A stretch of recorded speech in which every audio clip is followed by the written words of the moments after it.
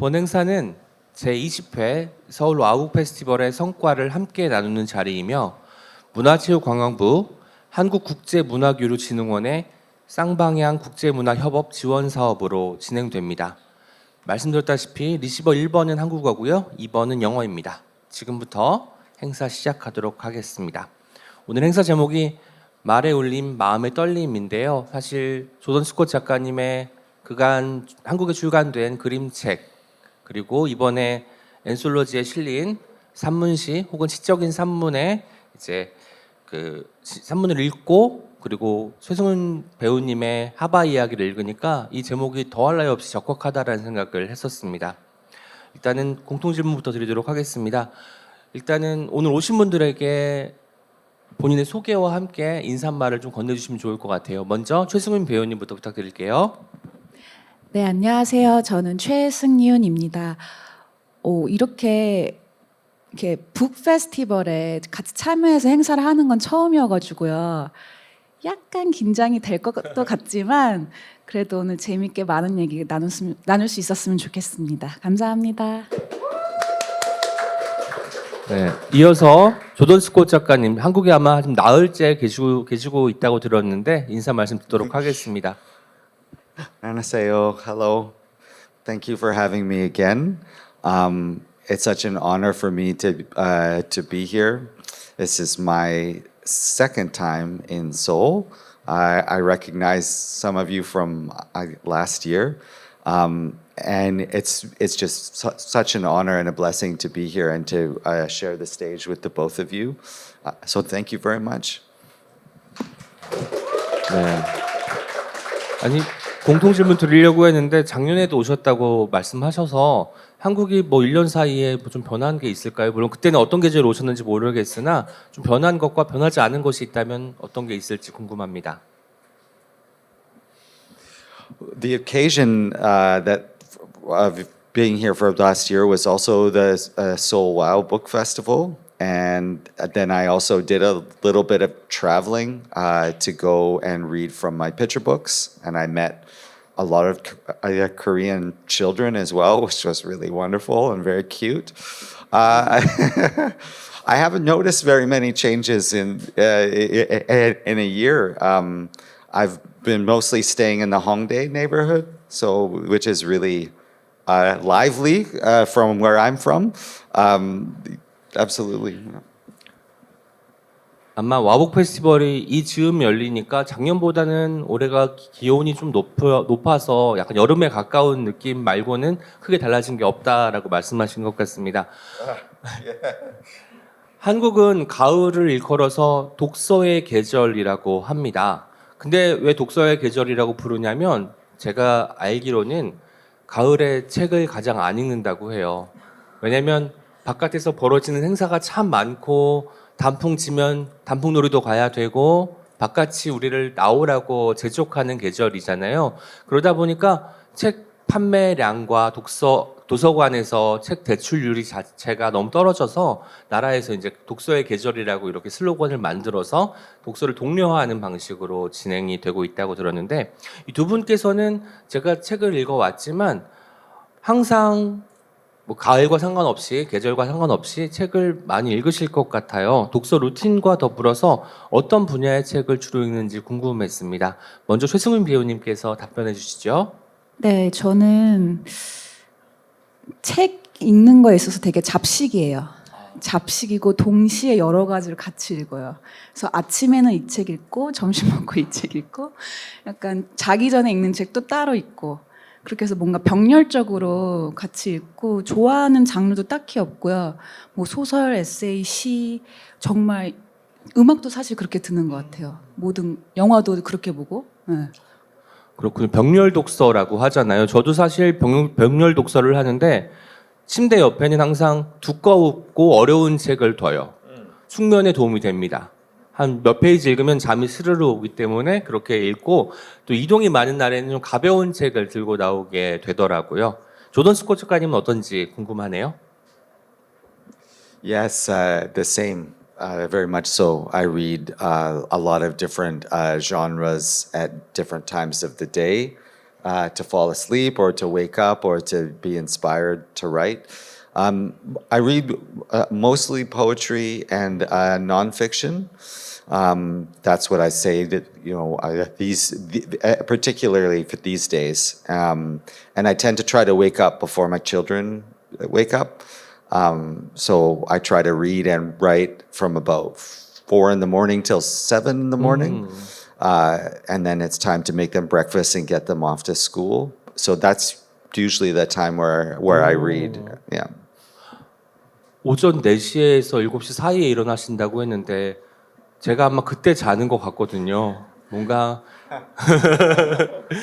일단 한국과 캐나다 시차를 생각하면 뭔가 동시에 깨어 있는 것 같기도 합니다만, 예. 어릴 적에 읽었던 책 몇 권이 사실 지금 저도 시인이지만 작가가 되는데 지대한 영향을 끼친 것 같아요. 승윤 작가님도 그렇고 조던스코 작가님도 그렇고 어릴 때 읽었던 어떤 책 때문에 결국 읽는 사람에서 쓰는 사람이 되었을 수도 있을 것 같은데, 그런 책이 있다면 어떤 책이 있었는지 소개 좀 부탁드리겠습니다. 이번에는 먼저 조던스코 작가님께서 답변해 주시죠. I think for me there was a lot of them, but one that really stood out is Dennis Lee's Alligator Pie. Dennis Lee is quite a famous Canadian poet as well, and he writes poetry for adults, but he also wrote this wonderful children's book, and it is very, very strange, and it sounds beautiful, and it totally changed my life in terms of my relationship to language and what I thought can be possible, both in how it was absurd, but also in how pleasurable it was to read out loud, and how he kind of crushed words together to make like this really kind of beautiful sonic landscape. 그 부조리하지만 현실을 겨냥하는 작품을 쓴 데니스 리 작가님 말씀해 주셨는데요. 어쩌면 지금 조던 스콧 작가님께서 논픽션을 읽는 이유도 현실을 좀 직시하기 위해서가 아닐까라는 생각이 들었습니다. 그리고 데니스 리 작가님께서도 시를 쓰시지만 어린이 책을 또 쓰시기도 했다는 거 보니까 본인과 되게 맞닿아 있다는 생각이 들기도 했습니다. 최승윤 작가님께서는 어떤 책을 말씀해 주실지 궁금하네요. 제가 어릴 때 책을 잘 안 읽는 어린이였어요. 그래서 사실 어릴 때 읽었던 책이 기억에 남지는 않는데, 그것보다 조금 더 커서 가장 제가 제일 진지하게 읽었던 책이 첫 번째로, 이거 너무 클래식이어서 진부할 수도 있는데요, 갈매기의 꿈을 리처드 버크의, 그거를 제가 우와, 뭐 이거 너무 갈매기밖에 안 나오는데 왜 이렇게 마음에 울림이 있지? 약간 그렇게 처음으로 진지하게 읽었던 책인 것 같아요. 사실 조던 스콧 작가님 책에서도 자연에 있는 식물과 동물이 많이 등장을 하기도 하고, 심지어 그들이 그냥 꽃이나 나무가 아니라 정확한 이름을 가지고 있는 존재로 등장하잖아요. 갈매기의 꿈도 그런 점에서 연결되어 있다고 볼 수가 있겠네요. 두 분 모두 그림책을 쓰셨어요. 그리고 특별히 유년기에 주목하는 작품을 쓰셨습니다. 뭐 하바 이야기와 그리고 조던 스콧 작가님의 번역된 2권의 그림책 할머니의 뜰에서, 그리고 나는 강물처럼 말해요, 읽으신 분들 다 아실 테지만 유년기에 주목한 작품을 쓰게 된 이유에 대해서 듣고 싶습니다. 최승윤 작가님 먼저 말씀해 주시죠. 이 책은 어떻게 보면 제가 시작한 책은 아닌 것 같아요. 나선 프레스의 이한범 편집장님이 먼저 제안을 해주셨고요. 이제 그 출판사에서 예술가, 동화 작가, 전문 동화 작가들이 아니라 다른 분야에서 활동하는 사람들이 동화를 쓰면 어떤 이야기를 만들 수 있을까로 시작된 기획에서부터 시작했어요. 그래서 제가 제안을 4년 전에 받았고요. 물론 저는 이제 글을 쓰는 사람이 아니었기 때문에 뚝딱 이제 글을 써낼 수도 없었기 때문에 한 3년 정도는 계속 습작을 했던 것 같아요. 근데 그 오랜 기간 동안 저 출판사 편집인께서 같이 그거에 대해서 피드백 주고 받으면서 늘 같이 뭔가 글을 쓰는 동지처럼 늘 같이 그렇게 있다가요. 어느 날 제가 사실은 뭘 썼었냐면요. 몸에 대한 에세이를 썼었어요. 저는 이제 무용가니까 무용가로서 아이들한테 얘기해 줄 수 있는 게 몸에 관한 이야기겠다 싶어서 몸에 대한 에세이를 쓰는데 어느 날 제가 그걸 읽어봤는데 너무 재미가 없는 거예요. 너무 재미가 없어. 이거는 나도 재미없는데 애들은 더 재미없겠다. 그래서 어떻게 다른 방법이 없을까라고 생각하던 찰나에 그 사이에 제가 영화도 찍었고 근데 그게 뭔가 저한테 영화를 준 건지는 모르겠는데 갑자기 어느 날 술술술 마법처럼 이야기가 하나 딱 만들어졌어요. 근데 그게 이게 아니었어요. 원래는 네, 하바 이야기가 아니었어요. 근데 그 이야기가 너무 좋은 거예요. 저도 그렇고 편집장님도 그렇고.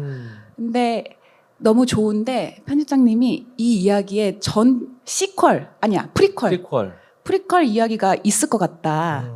제가 그런 이야기를 하려다가 글재주가 없어서 멈춘 게 있었거든요. 이어질 것 같다라고 하셔서 그럼 이 써낸 이야기에 프리퀄을 제가 한번 써보겠습니다. 다시. 그래서 쓴 게 하바 이야기가 됐어요. 어쩐지 하바 이야기를 읽으면 이야기가 끝난 것 같지가 않고 뭔가가 계속되는 느낌이 남거든요. 그것을 뭐 여운이라고 부를 수도 있을 것 같은데 이제 다음 이야기를 저희가 기대해봐도 되겠지요?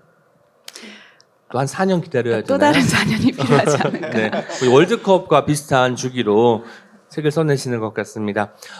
조던 스콧 작가님께도 여쭤볼게요. 윤영기에 주목하는 책을 쓰신 이유, 그것이 그 형식이 그림책이 되었을 때 어떤 매력 같은 것도 같이 언급해 주시면 좋을 것 같습니다. I think I focus on. It's a very good question. I think I focus on childhood because I think in order for me to be a poet, I kind of have to exist in those moments of curiosity and the consciousness of a child. It doesn't always work and it's not always perfect, but I spend a lot of time trying to get there, even in my adult writing, where you have just children like my sons, they have obsessions and they have curiosities. And I find that as a poet, those two things are necessary, to be obsessed and to be curious. And I'm also really interested in that concept of wonder that children have. I definitely watch my sons grow older and kind of, you fall in and out of love with wonder. And that's a difficult thing for a father to watch. You'd want to try to kind of, keep them wondering. So I think that's why I concentrate on childhood. And the genre of picture books I love. I never thought I'd write picture books, but they share so much with poetry. Their minimalism, their concentration on sound and emotion. And I also love the genre because I think it's the only genre where while you're reading it, you're touching someone, you're snuggling with them, you're under the covers with them, you are holding their hand. So it's a very, it's a physical act of reading, and it's a physical connection between two, like bodies while you're reading a text or a poem, and I think that's really beautiful. 두 분의 책이 이제 그림과 글이 같이 실려 있는 책인데 좋았던 것 중에 하나는 그림책은 확실히 일반 다른 책들에 비해서 글의 양이 적은 편이잖아요. 근데 그런 책들은 오히려 더 많이 상상하게 만들고 어떤 것을 환기하게 만드는 힘이 있는 것 같아요. 제가 최승윤 작가님의 책과 조던 스콧 작가님의 책들을 읽으면서 느낀 바도 비슷합니다. 최승윤 작가님도 그림책이라는 형식이 가져다주는 미덕이 있었을 것 같은데 함께 작업하시면서 어떤 마음을 가지셨는지가 궁금했습니다. 그림책을 네. 만드는 것에 대해서 일단 맞아요. 그림책을 만들기로 했었어요. 네, 저 아까 질문에 좀 연장돼서 대답을 해보자면 저는 어린이를 위한 책을 만든다고 굳이 생각하지 않았던 것 같아요. 근데 그것보단 그림책을 만든다고 보다 생각을 했었고 그래서 저희가 작업하는 방식도 어떤 텍스트를 설명하는 그림을 그리지 않고 같이 작업해 나갔어요. 그래서 그림 작가 강예빈 씨는 자기의 그림을 그리고 저는 저의 글을 쓰고 둘이 간헐적으로 만나서 그거를 공유를 했어요. 그래서 뭔가 땅굴을 서로 반대쪽에서 파서 같이 만난 느낌이랄까? 네. 말씀하셨다시피 그 그림책을 쓰는 거지 그 어린이를 위한 책이 아니었기 때문에 최승윤 작가님의 책은 뭐 마냥 행복한 해피엔딩으로 끝나지 않습니다. 저는 그래서 그게 엄청난 미덕이었던 거예요. 이게 성인이 읽든 아니면 어린이가 읽든 청소년이 읽든 그 시기에 발견할 수 있는 지점들, 마냥 노력하면 행복하게 잘 살 수 있을 것 같다라는 환상을 약간 뒤집어 버리는 방식으로 글쓰기가 전개가 되거든요. 그런 점이 정말 돋보였다는 말씀도 덧붙이고 싶었습니다. 이 두 작품 모두, 그러니까 조던 스콧 작가님의 두 권의 그림책, 그리고 이번에 엔솔로지에 실린 보라색 땡목도 그렇고, 그리고 최승윤 작가님의 하바 이야기도 그렇지만 나를 찾아가는 여정처럼 읽히는 것 같아요. 근데 그 중심에는 쓰는 일이 갖는 어떤 의미가 있을 것 같은데요. 두 분에게 쓰는 일이란 어떤 의미를 갖고 있는지 여쭤보도록 하겠습니다. 먼저 조던 스콧 작가님께 쓰는 일이 갖는 의미에 대해서 여쭤보고 싶어요. That's a great question. I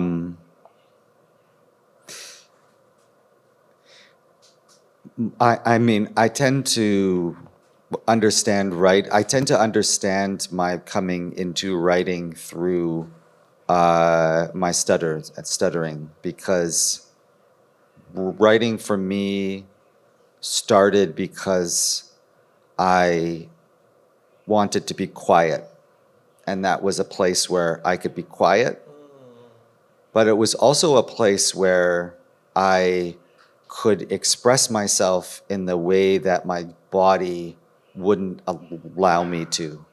So when I was growing up, because of the way that I talked, a lot of kids in school thought I was stupid, not intelligent, because I couldn't articulate myself. But inside, obviously, I had so much more to say. And so I could do that in writing. So to me, it's like a place of refuge, of quiet, but also, I don't want to swear. Can I swear? But it's also a place like that I can just say, to everybody, sometimes I'm still in high school in my mind. And I find when I write, it's that kind of feeling that I can show those people what I actually want to say. 그럼 고등학교 때 십자개턴 작품에는 욕설이 등장하기도 하는지 여쭤보고 싶네요. Not in my writing. No, not in my writing. 네, 사실 제가 처음 저도 글을 쓰게 된 계기가 어떤 것을 표현하고 싶은데 정확하게 어떻게 말해야 될지 모르겠는 거예요. 그래서 이걸 어떻게 이 감정을 설명하고 이 현상을 이야기할 수 있을까를 고민하다 보니까 한 줄 두 줄 쓰게 된 게 저도 글쓰기의 첫 발자국이 아니었을까 싶습니다. 최승윤 작가님은 쓰는 일이 갖는 의미, 4년 동안 쓰셨으니까 이제 의미를 충분히 고집을 만한 시간이잖아요. 그 쓰는 게 저는 되게 어떻게 보면은요, 좀 무서워요. 왜냐면은 저의 생각이 예를 들어서 막 여러 가지로 바뀔 수 있고 자랄 수 있는 게 글로 딱 잡아두는 느낌이에요. 뭔가 야생동물을 잡은 느낌이고, 뭔가 자라고 있는 애호박을 꺾은 느낌이고, 그래서 뭔가 계속 어디론지 뻗어나갈 수 있는 것들을 글자로 잡아두는 느낌, 혹은 울타리 쳐놓는 느낌이 있어서 제가 어떻게 글을 쓰는 순간 제 경험은 거기서 딱 끝맺음이 되더라고요. 그렇게 언어화가 됨으로써 내 경험이 더 이상 뭔가 제가 더 생각하거나 더 파고들거나 이럴 여지가 안 만들어지더라고요. 그래서 최대한 글쓰기를 가장 늦게 하는 편이에요, 저는. 그래서 계속 뭔가 그거에 대해서 마음에 품고 있고 계속 생각을 하다가 지금 써야 돼라고 할 때 뭔가 딱 지금 잡아야 돼 할 때 딱 뭔가 딱 덫을 제가 딱 던지더라고요. 쓰기라는 게. 두 분 다 표현이 중심에 있지만 한 분은 종결의 의미가 강한 표현이고 한 분은 이제 말로 설명할 수 없는 것을 제대로 표현하기 위해서 글이라는 수단을 선택하신 게 아닌가 싶습니다. 사실 이 책들을 읽어보니까 제가 뭐 아까 최승윤 작가님께서 어린이를 위한 책을 쓰려고 마음먹은 것은 아니었다라고 하신 것처럼 어떤 시기에 내가 읽어도 참 좋은 책들이라는 생각이 들었어요. 오늘 오신 분들 중에서도 조던 스콧 작가님의 그림책 많이들 가져오셨는데 어른 되어서 읽어도 너무나 따뜻하고 아름다운 글이잖아요. 어쩌면 어린 나와 자란 나 사이에 가교를 놓아주는 책들이 두 분이 쓰신 책들이 아닌가 싶은데요. 어린 나와 자란 나 생각해 보시고 그때와 지금 무엇이 가장 달라졌다고 느끼는지가 궁금합니다. 먼저 최승은 배우님께서 답변해 주세요. 저는 똑같아요. 그러니까 제 말은 제가 느끼는 저는 똑같아요. 아, 근데 밖으로 보이는 제가 다른 것 같아요. 응. 여전하다. 그 동심과 호기심과 그리고 어디 집착하는 면 아까 조던스코 작가님께서 강조했던 어린이의 중요한 속성들 있잖아요. 그걸 똑같이 가지고 있다. 예, 근데 거기다 조금 더 사회성이나 예의 범절이나 어, 지금 같이 이럴 네. 때 말 잘해야 된다는 그런 압박감이 더 생겼죠. 네. 그때는 사실 여기는 무대라고 부를 수 있는 곳이지만 어린이 때는 사실 모든 곳이 무대잖아요. 소리 지르고 떠들고 해도 괜찮았던 시기가 있었으니까 뭔가 이제는 좀 그런 그 상황에 따라서 본인을 조율하시는 면이 달라졌다고 말씀하셨고요. 조던 스콧 작가님은 어린 나와 자란 나 어떤 게 가장 달라졌다고 느끼시는지 말씀해 주시죠. I think the grown me is much more tired. I think that that's probably what I would say. There's a level of exhaustion that didn't exist when I was younger, for obvious reasons. But I think that that's probably the biggest difference for me in trying to navigate time in a different way, trying to find time to write and time for family and time for work, and that for me is the biggest difference, is that awareness of time. 그렇죠. 그때는 한 3시간 자고 일어나면 다시 또 놀 에너지가 생겼는데 어른이 된 지금은 만성 피로에 시달릴 수밖에 없고 또 잠을 자도 잔 것 같지 않고 왜 이렇게 몸이 무겁지 하는 현상이 반복되는 것 같습니다. 저도 공감하는 부분이고요. 아까 조던 스콧 작가님께서 어린 나, 동심에서 중요한 부분이 호기심, 어떤 것을 궁금해하는 마음과 또 한 가지 집착하는 기질이라고 하셨는데 어린 나의 속성들이 참 많잖아요. 어릴 때는 막 다 물어보고 싶고 뭔가 어디론가 뛰어들고 싶고 하지만 동시에 겁도 많아가지고 안절부절 못하는 경우도 많이 있었는데 어린 나의 속성 중에서 내가 지금 성인이 되었지만 여전히 간직하고 오히려 더 개발하고 싶은 속성이 있다면 뭐가 있을까요? 조던 스콧 작가님께서 먼저 답변해 주시죠. Yeah, I think those attributes that I want to try to keep is that obsession and curiosity that talked about, and also I think probably a playfulness. For me, it's more of a playfulness with my practice as a writer and a poet, with language and ideas. That's very important for me, to try to remain open to play and risk. I know a lot of writers that I know, that I see, they tend to stay with one particular style or voice or way to express themselves. And I always want to try to blow that up. I think that's important for me to always challenge that. 엔솔로지에 실린 조던 스콧 작가님의 산문시 혹은 시적인 산문이 그 경계를 허무는 작업이라고 저는 생각합니다. 근데 여기에 실린 작품을 가지고 저랑 통역가님하고 이야기를 나눴는데 저는 산문시라고 생각을 했는데 통역가 선생님은 시적인 산문이라고 이야기를 하셨습니다. 조던 스콧 작가님은 어느 쪽에 가까운지 이야기를 좀 들려주시면 좋을 것 같아요. 시적인 산문인지 산문시인지 이게 뭐 poetic prose 혹은 prose poetry의 차이인데. Can I say both? 네네. 그럼요. 이번에 한강 작가님이 노벨문학상 수상하셨을 때 한림원에서의 그 심사평 중에 poetic prose라는 구절이 있어가지고 장르에 갇히지 않는 글쓰기를 한데 보통은 뭐 픽션이나 노블 같은 단어를 쓸 텐데 쓰지 않고 poetic prose라고 쓴 게 저는 너무나 인상적이더라고요. 이 작업도 여기서 만나보실 수 있으니까 꼭 돌아가실 때 챙겨가시면 좋겠습니다.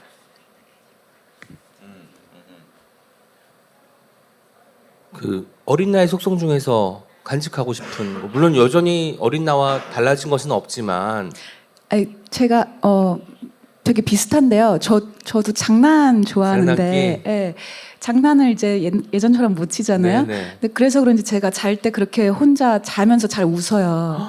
막 그 옆에 있는 분 좀 무서워하지 않나요? 되게 무서워하면서 저를 깨우는데 그런 모르겠어요. 그런 막 장난스럽고 조금 더 가벼워져도 괜찮은 것들. 제가 뭔가 예전에 걸렸던 예술가병에 되게 후유증으로 진지함에 대한 어떤 동경이 아직 남아 있는 것 같은데 좀 더 장난스럽게 살아도 되지 않나? 네. 작품에서 느껴지고요. 이따 낭독해 주시겠지만 최승윤 작가님의 뭐 어린 시절의 그 장난기가 가득한 아마 문장들을 읽어 주실 겁니다. 저는 어릴 때는 그렇게 잘 웃었거든요. 근데 성인이 되니까 웃으면 안 되는 타이밍에 웃으면 안 되고 또 여기서 너무 크게 웃으면 다른 사람에게 민폐이고 여러 가지 사정으로 잘 못 웃게 되고 눈치를 보게 된 거예요. 저도 이제 사회적 동물이다 보니까 물론 다른 분들보다는 더 많이 웃음이 좀 많기는 하지만 그 웃음에 관대한 저 자신을 잃고 싶지 않다는 게 저의 바람이라는 말씀을 덧붙이겠습니다. 이 두 분의 작품 모두 이름 짓는 일이 굉장히 중요한 축으로 작용을 하고 있습니다. 조던 스콧 작가님의 시에서 보라색 땡목이라는 시에서 사샤라는 이름이 등장하고요. 최승윤 작가님의 하바이에게 등장하는 하바와 하바 어떻게 읽어야 될지 모르겠으나 두 명의 하바, 두 존재의 하바가 있습니다. 그리고 하바들이 있고요. 조던 스콧 작가님의 또 시에서 작품에서는 생물이 일반 명사, 우리는 보통 나무가 있어요, 강이 흘러요, 산에 숲이 우거졌어요 같은 표현이 아니라 구체적인 고유명사의 형태로 표현이 되기도 합니다. 그리고 최승윤 작가님의 책에서는 하바가 직접 어떤 대상을 호명하고 이름을 붙여주는 장면이 등장을 하는데 그 이름이 연두라는 이름이에요.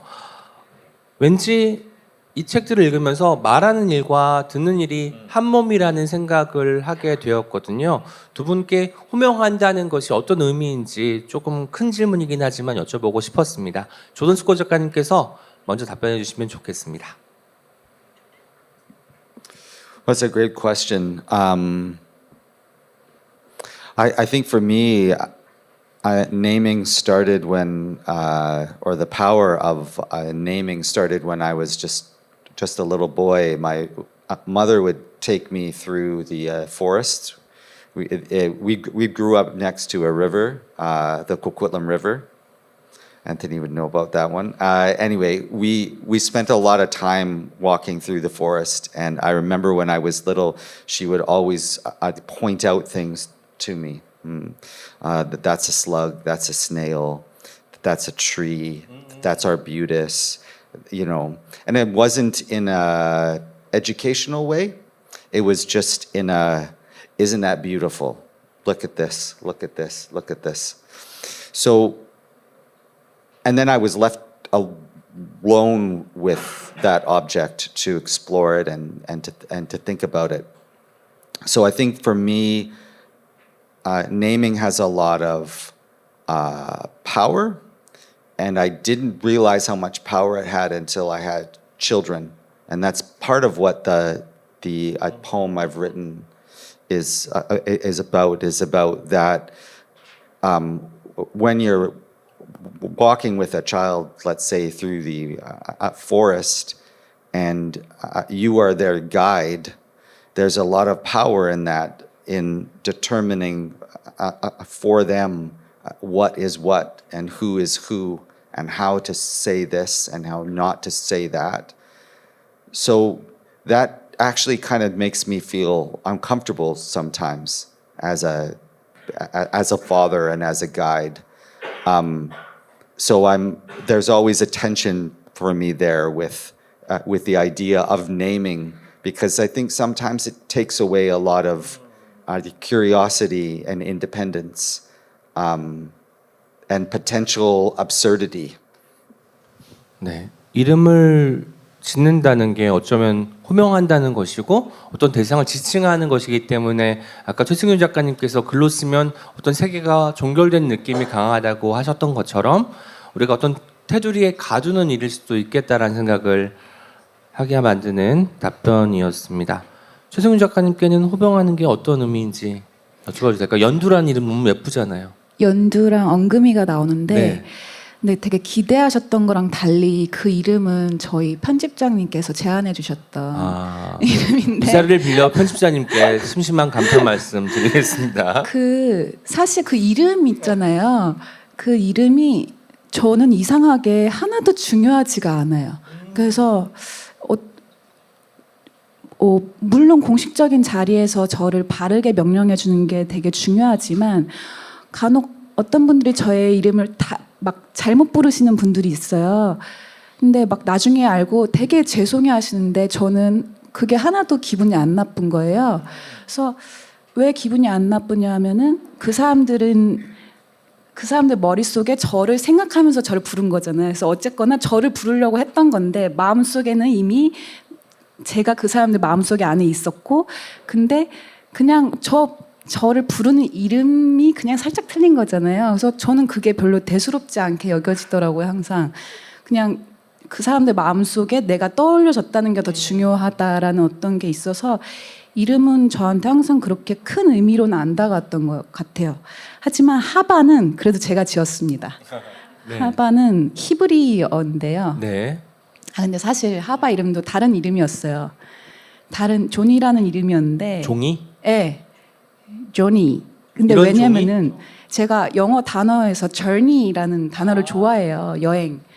그래서 그 이름이랑 비슷하게 그냥 조니 같아서 조니라고 썼는데 그 이름이 너무 그냥 액츄얼한 어떤 보이 이름 같다. 그래서 뭔가 조금 다른 이름이 없을까라고 다시 고민을 하다 보니까 히브리어로 하바가 숨. 예, 혹은 공기라는 공기. 뜻이더라고요. 그래서 사실은 하와. 그렇게 읽어야 되는군요. 하바. 한국말로 하바. 하바의 원래 이름이 조니였다고 하는데 이 조니는 또 조니 워커 때문에 아마 좀 나왔을 때 사람들이 그 이미지를 떠올리게 되면 어떤 또 세계에 갇히는 것이잖아요. 그래서 하바로 하기를 더 잘했다라고 개인적으로는 생각합니다. 이름을 지어주는 일이 저는 사실 좀 좋은 것 같아요. 왜냐하면 우리가 모든 사물에는 뭐 개별적인 이름이 있다고 하지만 어릴 때 했던 것 중에 하나가 단어를 모를 때 내가 그냥 이름을 붙여버리는 경우가 있었잖아요. 두 분께서 성장하면서 뭐 이미 이름이 있는 것이지만 나만의 이름을 붙여준 경험도 있는지가 궁금했어요. 저한테는 어떤 게 있었냐면 제가 제일 좋아하는 색깔을 아직 이름 못 지었는데 그냥 새벽색이라고 했어요.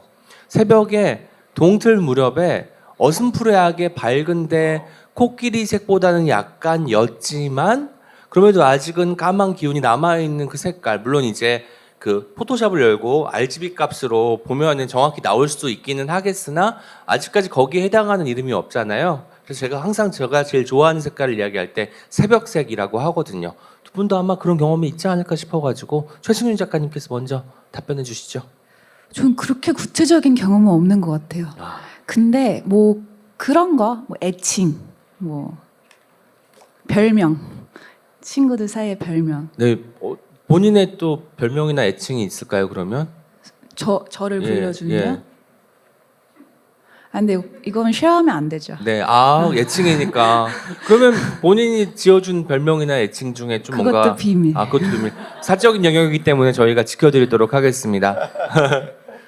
조던 스코 작가님은 혹시 명명해주신 그 경험이 있는지 궁금했어요.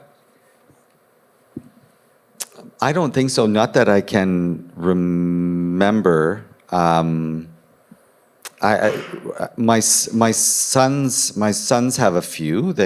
My one son is really obsessed with waterfalls, but he calls them. He's always called them wawas, and we've never corrected him. So that's sort of like a vocabulary of our house. 와와. 사실 폭포가 쏟아질 때 떨어질 때 들리는 소리 때문에 쏴쏴나 와와나 이렇게 될 수도 있을 것 같다는 생각이 듭니다. 너무나 좋은 명명인 것 같아요. 이제 두 분의 텍스트를 소리내어 읽는 시간을 갖도록 하겠습니다. 아마도 그림책 읽어보신 분이나 최승윤 작가님의 하바 이야기 읽어보신 분들은 소리내어서 발음하고 싶다는 충동이 강하게 일었을 텐데요. 원어로 듣는 시간을 갖도록 하겠습니다. 나눠드린 자료 보면 영문과 국문이 다 있는데 뭐 편한 방식으로 들어주시면 좋을 것 같고요. 먼저 조던 스콧 작가님께서 보라색 뗏목에서 일부 대목을 읽어주시도록 하겠습니다. 잘 들어주세요. Of course, thank you. The purple raft. Our embodiments are caught in a summer dawn swallow, Sasha. I'm in the candy weeds, the cracklings, the somotoplasm, the grunted jade. I colored wildflowers with a purple crayon. Speak, you tiny morning. Mauve, aster, and goldenrod. Say, we damage language. Say, we love language so hard it must break. Say, wet cube lips in our humongous nevermore. I let my heart suck where it belonged and where it was, on a beam of light that came from your babbling mouth hole, moon fresh, platelet trash. Let's be animals together. Let's have the words for the gooey ducks and wolverines. Put us to sleep. Put us down. There's no room for nothingness with the mouth I have, Sasha. There's no room for error in the way I want to talk to you. Put the morning on us. When I first saw you, I dreamed my throat soothed bare branches. Words like milk, goo, collecting shadows. Sasha, your esophagus is small and translucent. Sasha, my esophagus is sawdust. I'm writing this to you, Sasha, with an arbutus stick dipped in strawberry milk. Back from our hike, the huge sky works a lush fluency over our home. Some gilded mountain, some edge of everywhere, some impossible heat, a gray purple crayon, wildflowers, the ones you told me about, pearly, ever lasting, wonderful names, the ones I've already forgotten. I'm writing this to you, Sasha, with a violet stylus. It's something for you to trample on your tongue, breath by breath like alpine flowers. I write Sasha because I want to step out of language, out of the words nailed down to my glottis. I want to step out as if language were made of words, not of my body. I want, then I whirlpool back into the mud syllable or earthling crit. Life weakens me, Sasha. I am weak. My heart is all in shadow, illing ochre hue,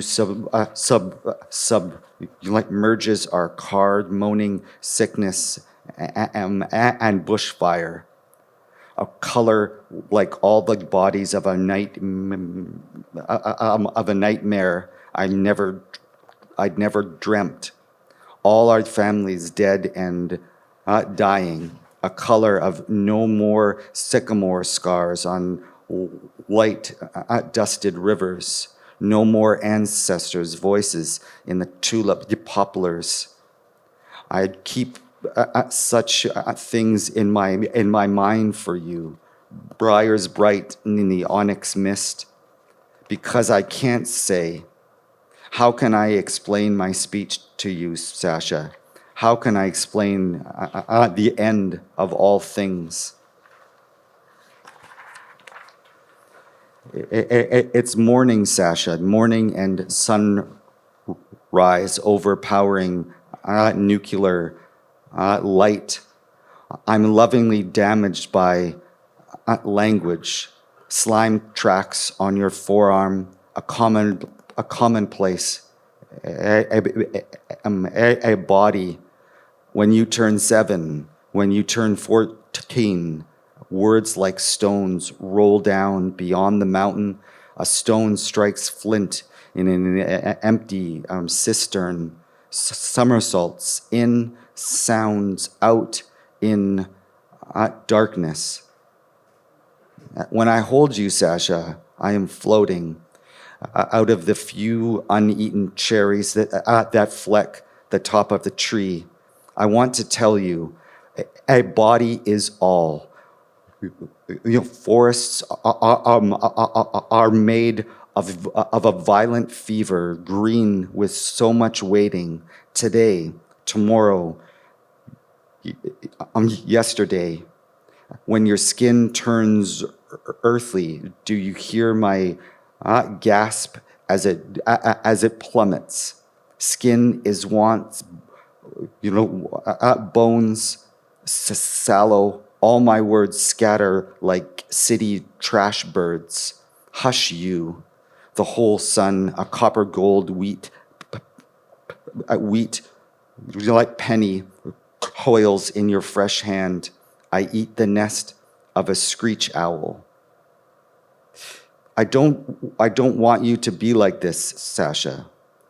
If I forget the wildflowers' names, I remember that you were in love with the trees, all their unlimited thickness, empty depth, and unreal compass.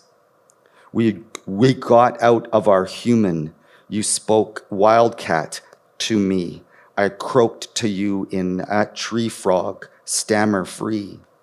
Hours in the forest, armchairs of moss and shale, out of human and in love. Thank you. Thank you. 감사합니다. 감사합니다. 너무 좋네요. 제가 사실 이 글을 전체 다 좋아하지만 제일 좋아하는 부분을 또 읽어주셨습니다. 이 대목을 들으면서 이 작품이 어떻게 쓰이게 됐을까 상황을 곰곰 떠올려 보기도 했는데요. 낭독 중에 이런 부분이 있었습니다.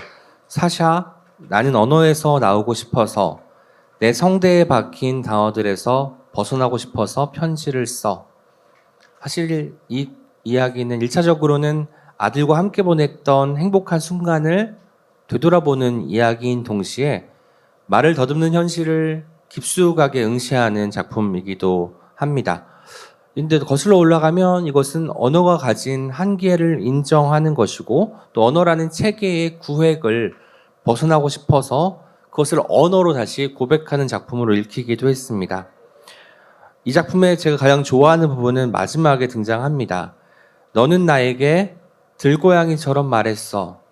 나는 청개구리 말로 더듬거리지 않고 너에게 개굴거렸어. 어쨌든 사용하는 언어가 달라도 통하는 것이 있는 순간이 찾아온다라는 희망이 강렬하게 느껴져서 좋아하는데요.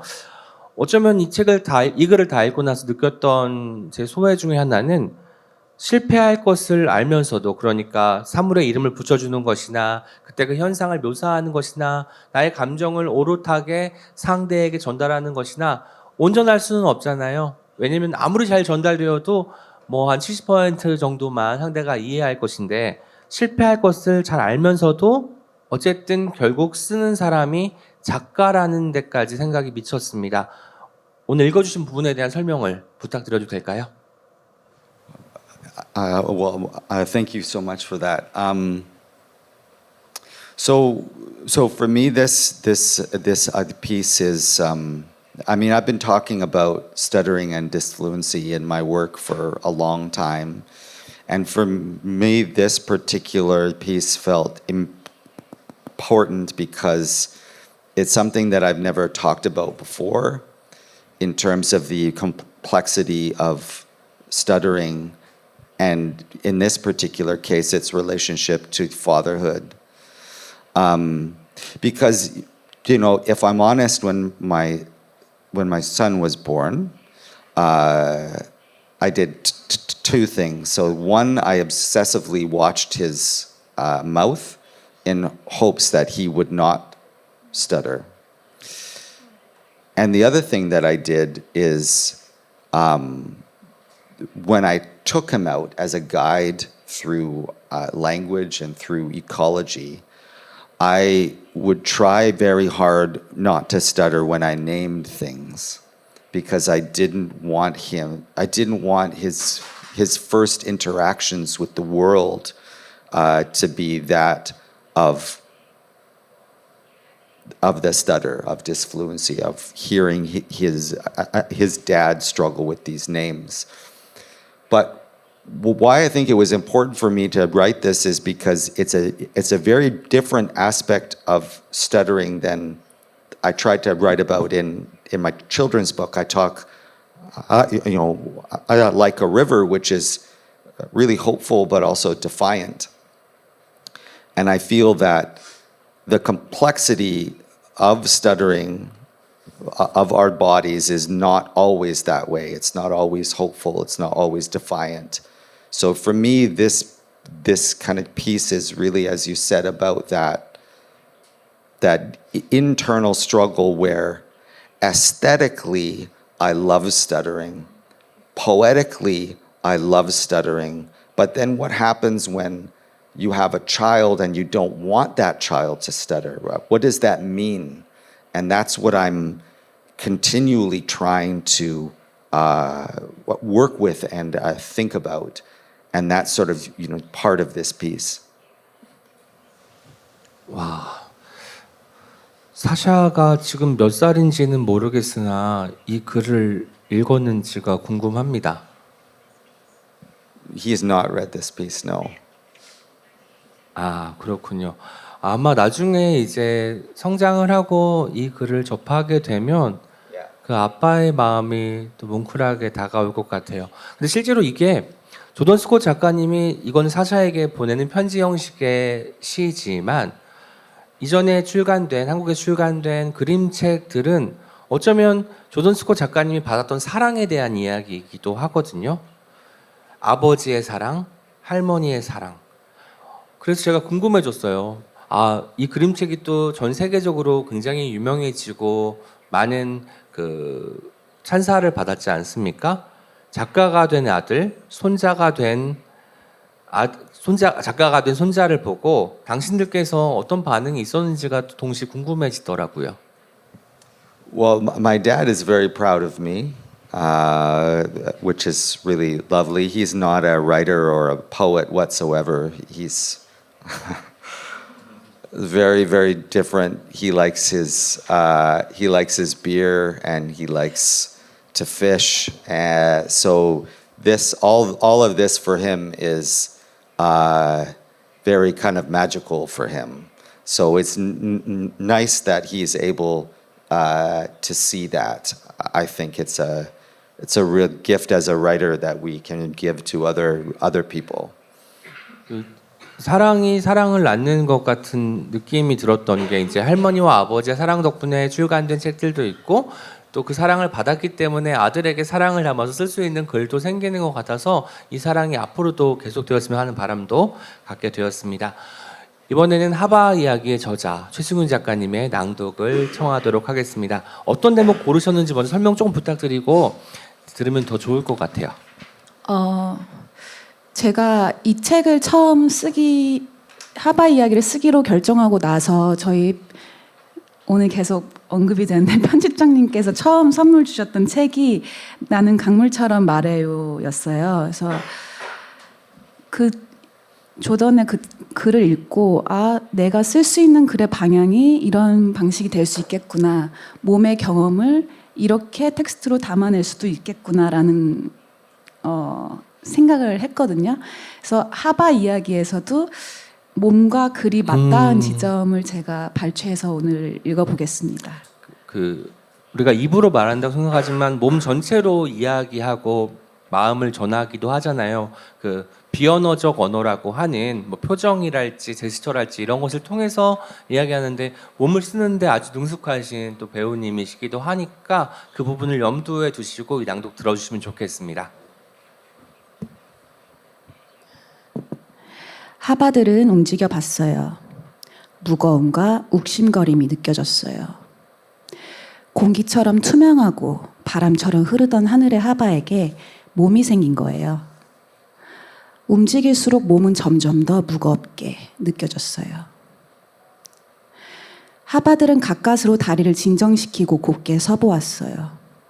그리고선 천천히 오른발을 드러내딛고 다시 왼발을 드러내디뎠어요.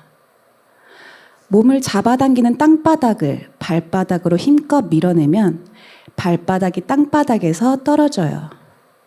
그럼 또다시 땅바닥은 떨어진 발바닥을 잡아당기고 다시 땅바닥을 밀어내고 발바닥은 땅바닥에서 떨어져요.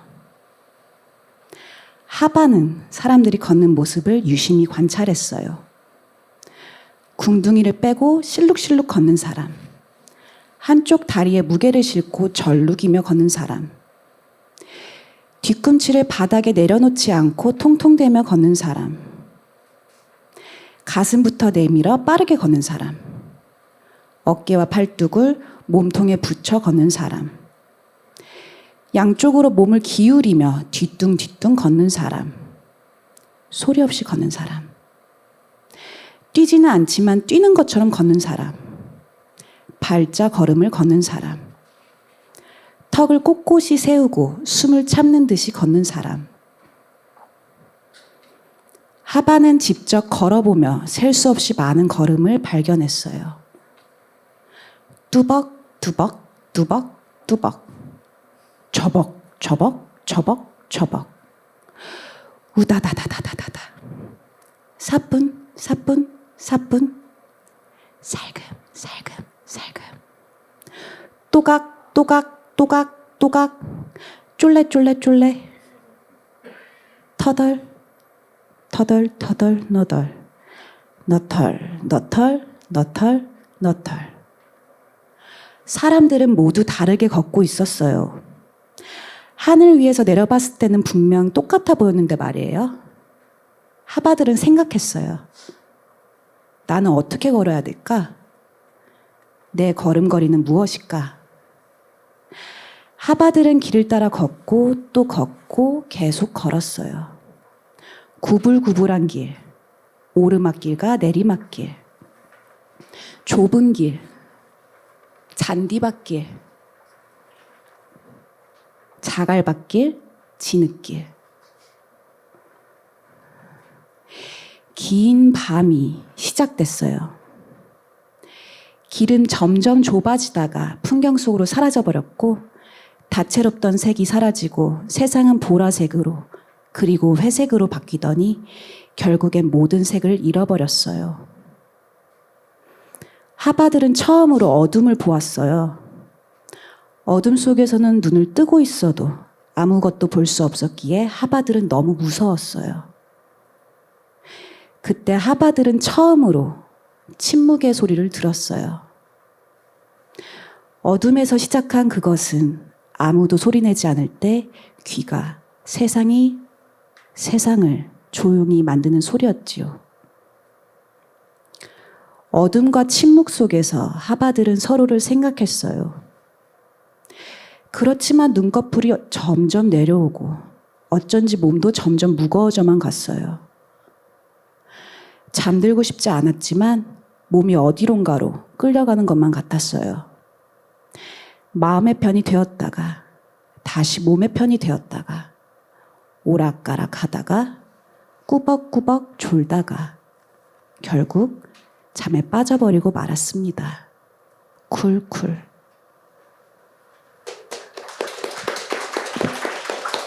네. 이게 낭독이라는 게 대단한 것이 뭐냐면 아까 쫄래 할 때 저랑 도돈스코 작가님이 동시에 웃었거든요. 그러니까 듣기만 해도 기분 좋아지고 뭔가 웃기다라고 느껴지는 부분들이 있는 거예요. 이 단어의 뜻을 아마 도돈스코 작가님 모르실 테지만 그 뉘앙스를 발견하시고 오는 부분이 인상적이었고 들으셨겠지만 이 책에는 두 명이라고 해도 되겠죠?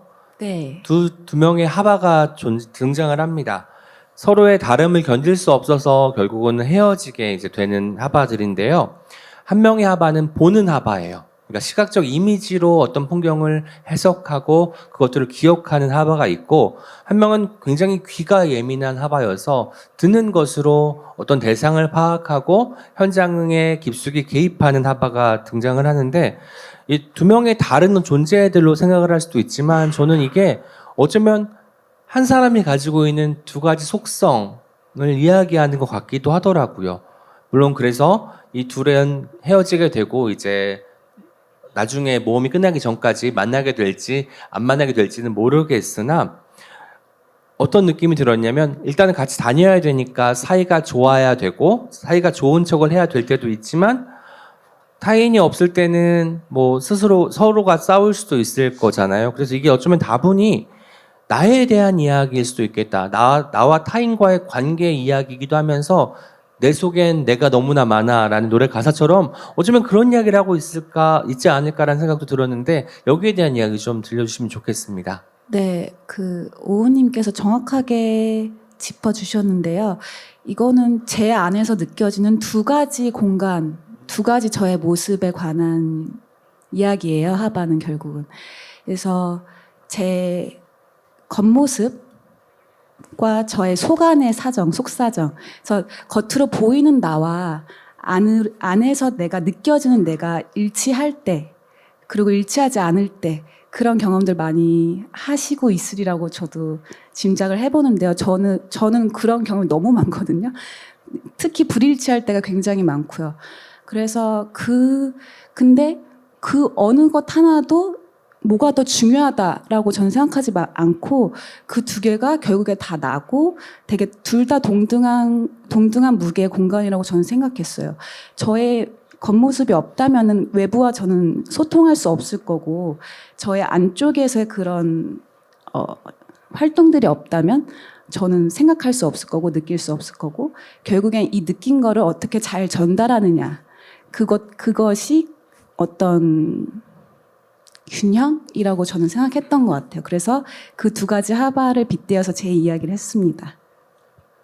이야기의 끝부분 쓰면서 고민이 참 많았을 것 같아요. 전형적인 결말을 낼 수도 있었잖아요. 왜냐면 만나서 두 사람이 행복하게 오랫동안 살았습니다. 하바들은 행복했습니다로 끝낼 수도 있는데 그 전형성에서 벗어난 이야기를 구상한 데에 대한 이유도 좀 듣고 싶었습니다. 아까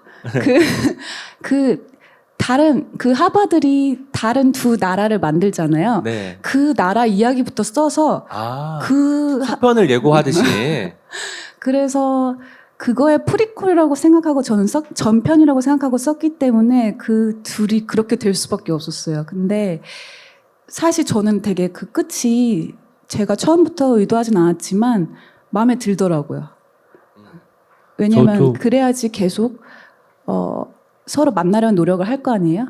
맞아요. 해피엔딩으로 끝나면 우리가 그 뒷이야기를 상상하지 않게 되는데 여운이 남는 결말은 뒷이야기를 머릿속으로 자꾸 궁굴리게 되잖아요. 그것들을 염두에 두신 게 아닌가 싶습니다.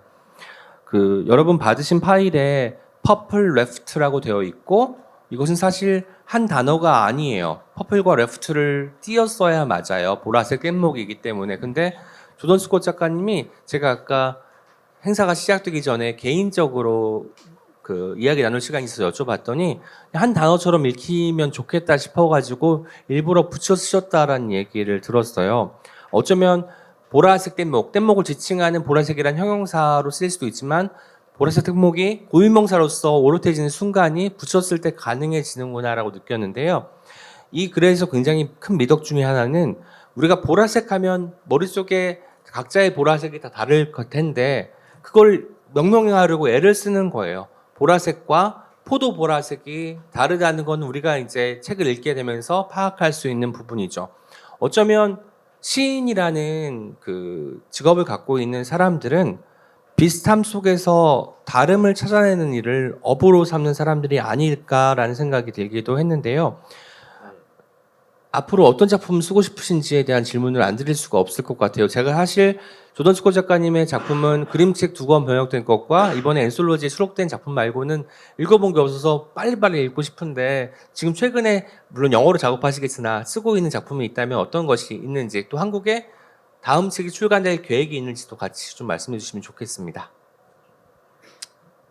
Oh yeah, thank you, 감사합니다.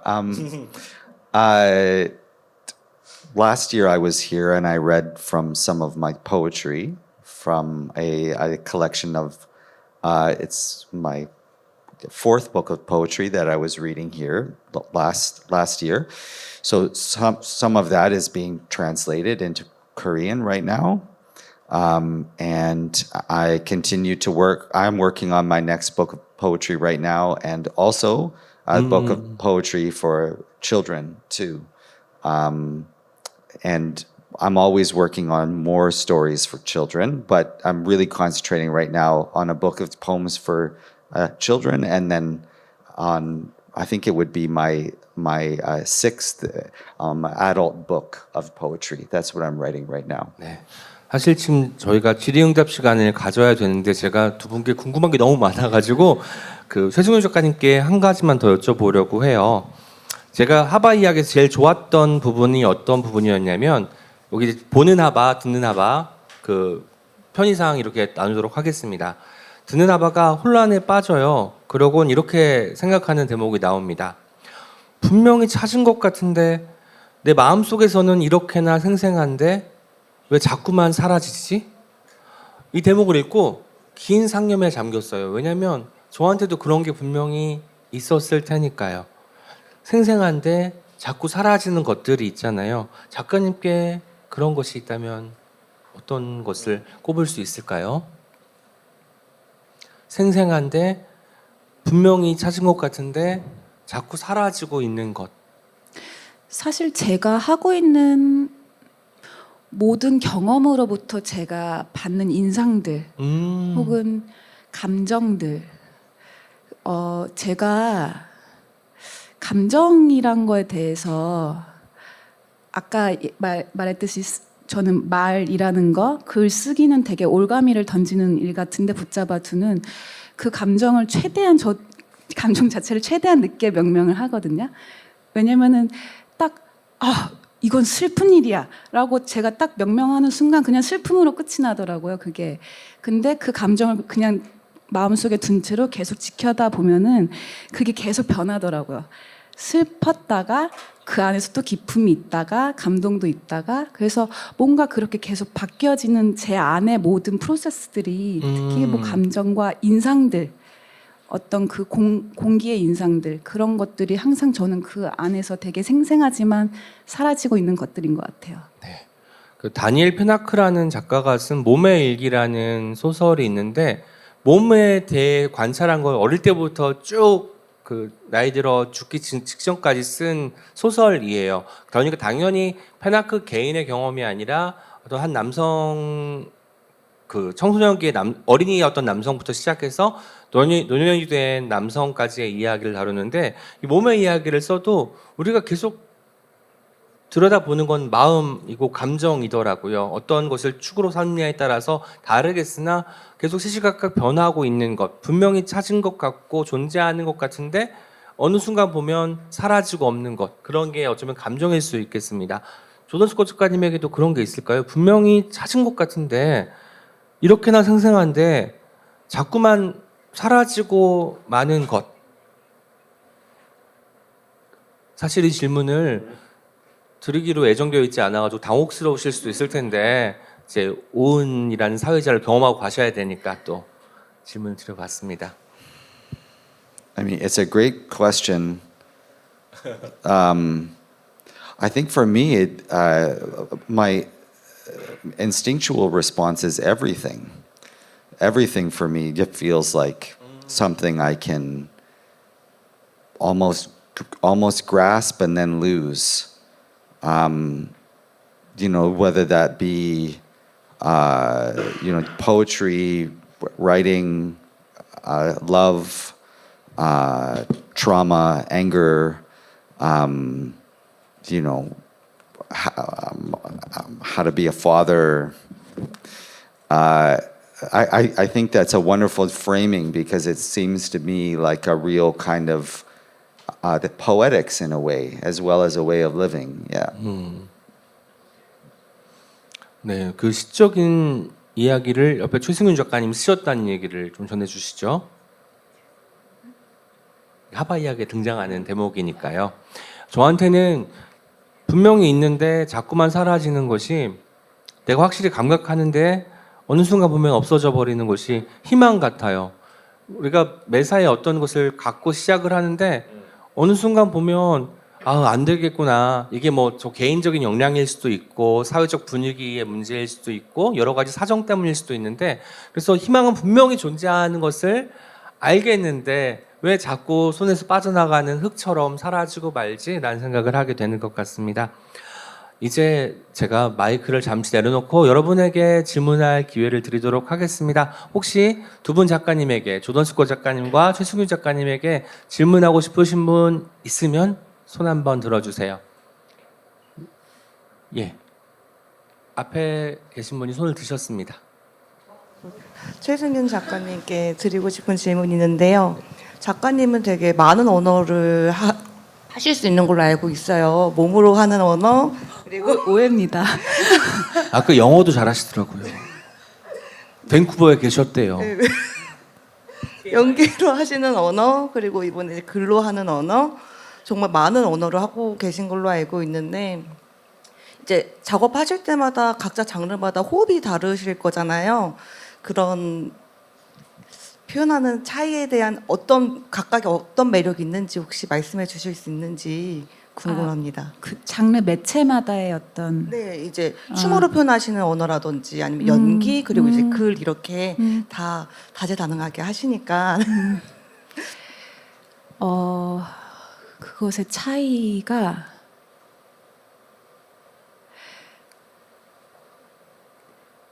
거의 없어요. 그 제가 하는 활동이 사실은 다 제 몸을 구동시켜서 하는 뭐 글을 쓰던 생각을 하던 몸을 움직이던 연기를 하던 다 제 몸으로 하는 거여서 제가 너무 원론적으로 생각하는 걸 수도 있는데요. 저는 그렇게 심플하게 접근했을 때 가장 강력하게 다가오는 것들이 있더라고요. 그래서 사실은 제가 느끼기에는 큰 차이는 없는데요. 근데 이제 그거를 이제 형식상으로 이제 차이는 있죠. 근데 그래서 제가 이번 글쓰기 할 때 많이 느낀 거는 이번에 이 책을 써보고 나니까요. 더 많이 느낀 건데 진짜 글 어렵다. 글을 한 문장을 뭐 나는 여기서 질의응답을 하고 있다를 말을 너무 다르게 표현할 수 있는 방법이 너무 많잖아요. 그 형식에 대해서 제가 이제 조금 안 것 같아요. 그래서 이 형식을 조금 더 알고 싶은, 공부하고 싶은 그런 궁금증이 많이 생기고요. 그리고 항상 저는 형식에 있어서 완전함을 갖췄을 때 더 제가 관객으로서 더 즐기기가 좋더라고요. 그래서 그런 욕심은 조금 더 생기는 것 같아요. 비슷한 질문을 조던스코 작가님께도 드리고 싶어요. 오랫동안 계속 글을 써오고 계신데 뭐 글 쓰는 것 자체는 좀 몸에 배어도 글쓰기가 어려운 건 변하지 않을 것 같거든요. 어떠신지 궁금합니다. 글을 쓰는 그 루틴이나 그런 환경 같은 것이 이제 익숙해지긴 하겠으나 글 쓴다는 것이 어렵다는 사실은 변하지 않는 것 같거든요. 어떻게 느끼시는지. I wouldn't describe it as difficult. For me, it's a chance to experience time in a different way that I don't experience most of the day. So my writing happens from about 4 in the morning till 7 in the morning, and I feel like writing for me is very trance-like. Like I'm able to access a different kind of consciousness and pleasure, and kind of disappear into the dictionary, and I find, for me, I don't find it difficult. Yeah. 사실 이게 정확히 제가 경험하는 무용이에요. 아, Yeah. Right. Yeah. 저도 이제 앞으로 저는 글쓰기 어렵다고 하거든요. 시간을 다른 방식으로 경험하는 것이라고 생각합니다라고 고쳐 말하면 뭔가 조금 괜찮은 작가처럼 보이겠지요? 한 가지 팁을 얻고 갑니다. 또 다른 질문 있으면 손 한번. 아이고, 세 분 다 하실 거고요. 먼저 저 앞에 계신 청자켓 입으신 분에게 마이크 드리도록 하겠습니다. So I am going to talk in English because I came from Canada and I also grew up in Coquitlam. Yeah, so my mom and my sister, they're still there. And my question is to Jordan is, are you still in Coquitlam and what is it like being there? Do you feel that there is more of a Korean presence in Canada? And as well, did you always know that you wanted to be a writer, or is that something that you came to realize over time, or how did you get into this job? Yeah. Thank you for the question. I'm not in Coquitlam anymore. My brother is still there, so I visit him once a week for work. So I'm there a lot. My memories of Coquitlam, because I left quite early. At the time that I was growing up there, it was very white when I was younger. That started to change around high school, where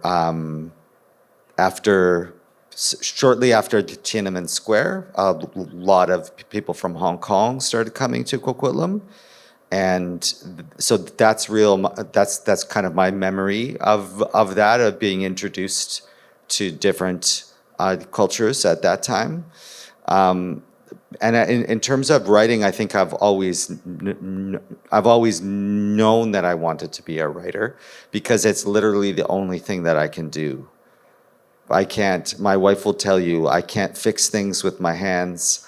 I can't do math, nothing else. So it's kind of a choice, but also not. Yeah. So nice to meet you. 뭐 글쓰기에 타고났다를 못하는 것을 통해서 증명할 수도 있다라고 생각을 하는 답변이었습니다. 아주 재치 넘치는 답변이었고요. 뒤에 분 아까 손 들어주신 분 계시거든요. 마이크 좀 전달해 주시겠어요? 네, 안녕하세요. 조던 스콧 작가님께 질문 드리는데요.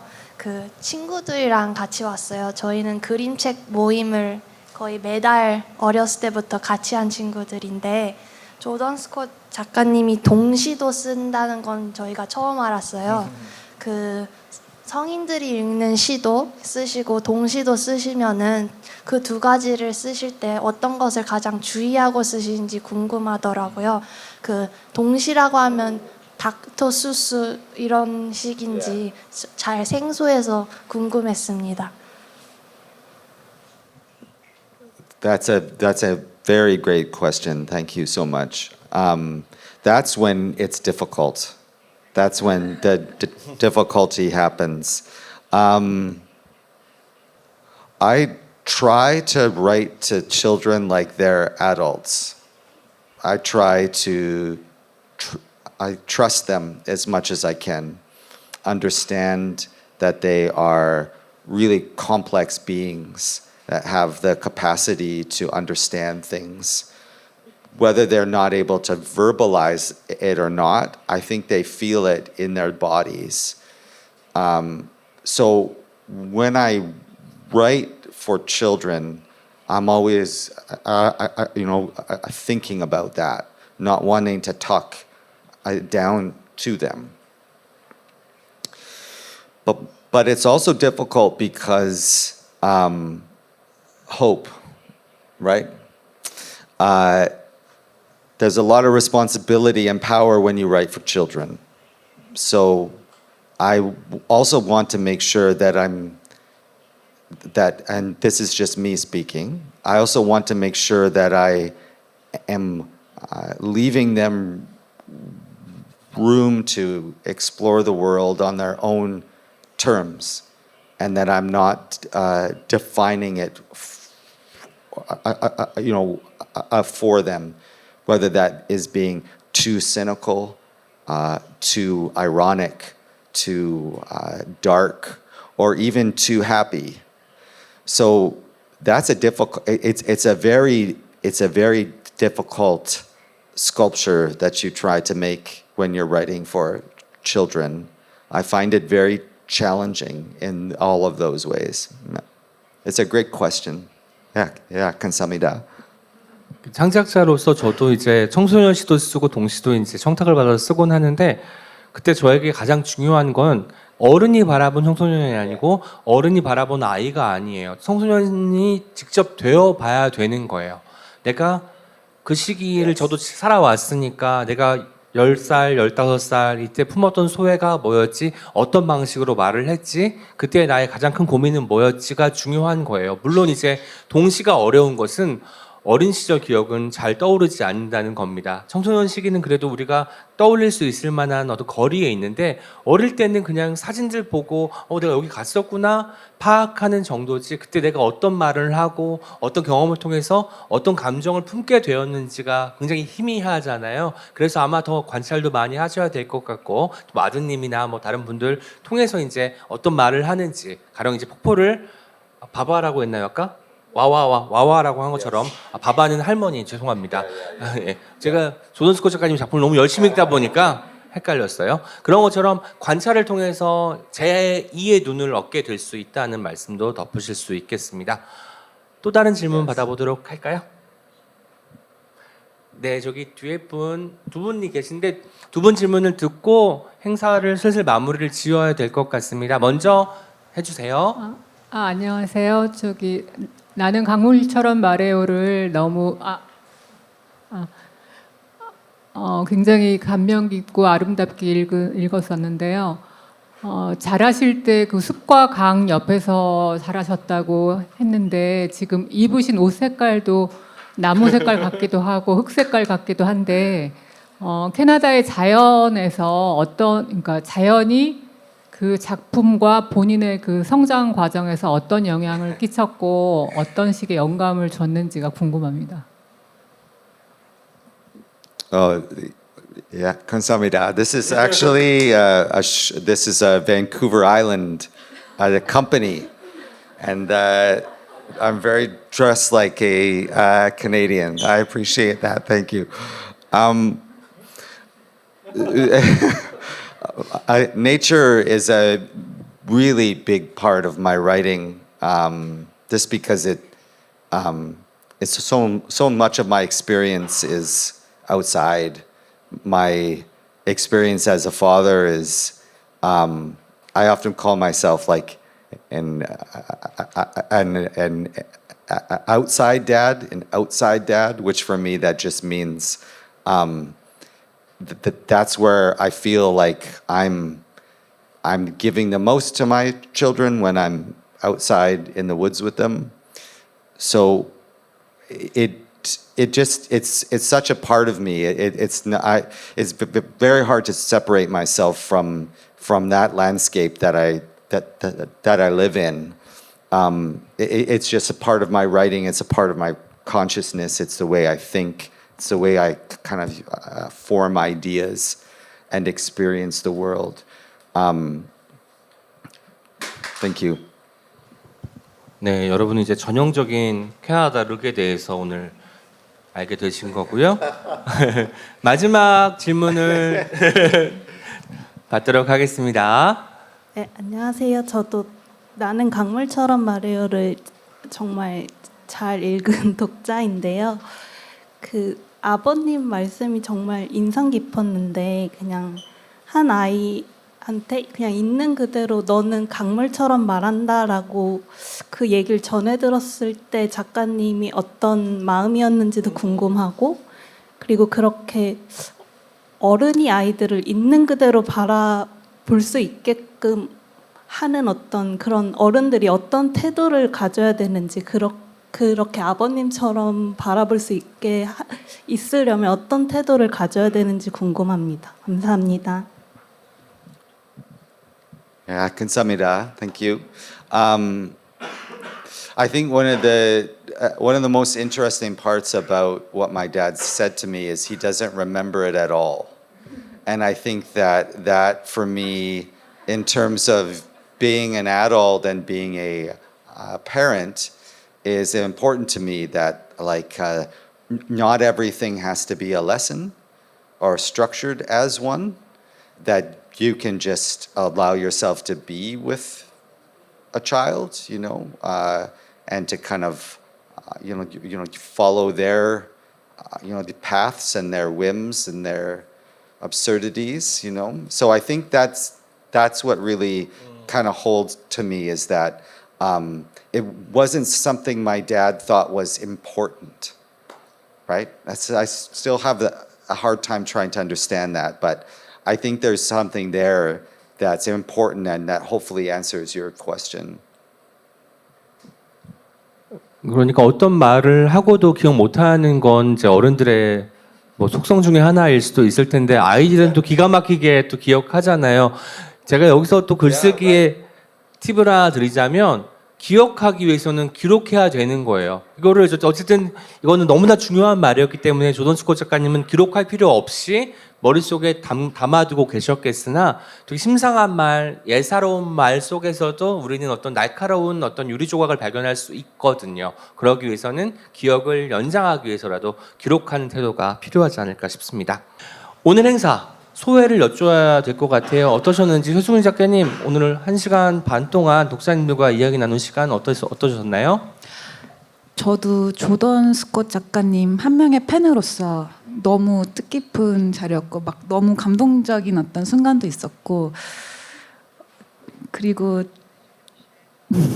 제 책도 이렇게 더불어서 같이 홍보할 수 있는 기회가 같이 얘기 나눌 수 있는 기회가 있어서 너무 소중했어요. 너무 소중했고 특히 시인 오은님께서도 이제 같이 진행을 해주셔서 저한테는 너무 영광된 자리였죠. 감사합니다. 반가웠습니다. 조던 스콧 작가님 오늘 어떠셨나요? It's been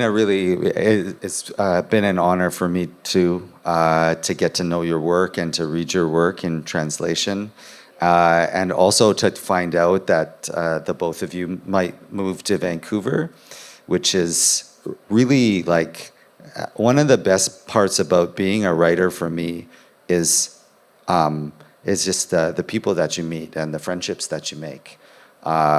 That's really changed my life, maybe even more so than the books. It's just meeting all of you so far from home and yet feeling like I'm home. And thank you for your questions. They were beautiful questions, very smart. I think we share so much together, poetically, 스마트한 점에서 and it's wonderful. Yes, but it's wonderful to meet you, and I appreciate the questions. They're really. Thank you for the attention to the work and how much you put into it, and to talking to the both of us today. 오늘 사실 제가 준비한 질문이 30개가 넘는데 사실 절반 정도밖에 소화를 못했어요. 다음에 또 기회가 되면 오늘 못 드는 질문을 두 분께 드릴 수 있으면 좋겠다는 바람이 있고, 조던 스콧 작가님께서 그 밴쿠버 캐나다의 경험을 가지고 있는 사람에게 내적 친밀감을 느낀다고 하시니까 저도 밴쿠버에 한 5개월 정도 머문 적이 있었고요. 랍슨 스트리트, 스탠리 파크 이런 걸 기억합니다. 네, 이제 저에게도 좀 관심을 기울였으면 좋겠고요. 무엇보다 저기 부스 안에서 고생해주신 두 분의 통역가 선생님들과 이 행사를 주최 주관한 와보 페스티벌 관계자 여러분께도 감사 말씀 드리겠습니다. 네, 저는 지금까지 오은이었습니다.